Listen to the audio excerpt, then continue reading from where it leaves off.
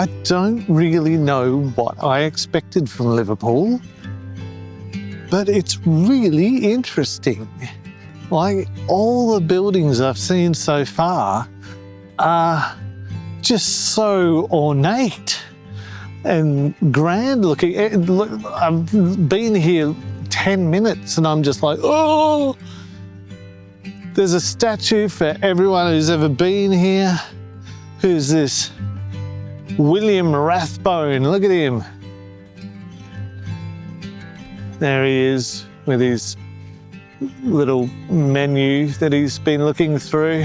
Doesn't know what to order. Makes him mad. That's where the wrath and Rathbone comes from. So this fella behind me is Sir Arthur Balfour-Forward. Somebody's kindly given him a little scarf, which is quite nice. So I don't know. So we've got Sir Arthur Balfour-Forward. I don't know if there's a Sir Arthur Bower reverse, just to keep the symmetry going. There's so many statues of people. Why? I think Liverpool is single-handedly keeping the statue business in business. You can't move for statues of someone. Who's this? William Edward Gladstone. Ewart, Ewart, not Edward, Ewart. What kind of a name is Ewart? Anyway, there he is. Seagulls like him. Don't know who these ladies are with the wings. One might assume angels. Why has that one got a helmet though? Maybe they're not a good flyer yet. They've got to wear the helmet just in case they kind of crash into a plinth.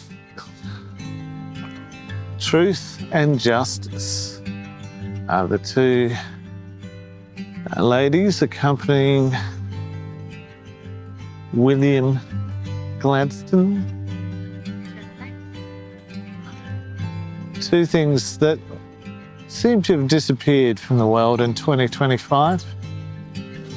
Well, it's a bit political, Michael. What are you doing? Whenever I see statues like this with the seagulls just perched on their head, I like to think of like the person when they were alive as also having a seagull just on their head the whole time. Bit like Johnny Depp in the Lone Ranger movie. So behind me here we have a statue of Alexander Balfour.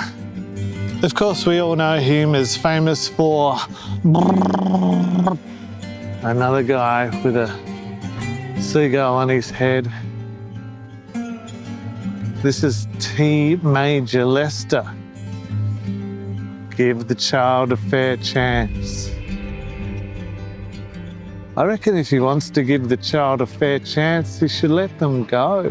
What's he doing with that child? There's some pigeons just having a rest between sitting on statues.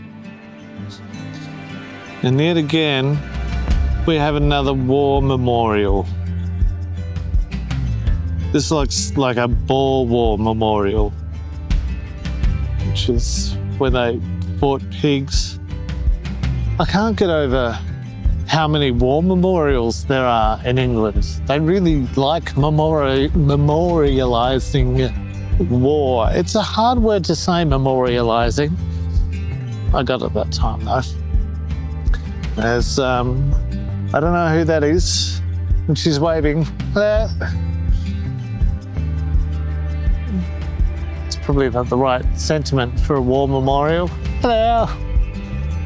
So this particular statue behind me is of Monsignor James Nugent, pictured here with a small boy, a member of the clergy with a small boy and a statue, and then at the bottom of the plinth it says, "Save the boy."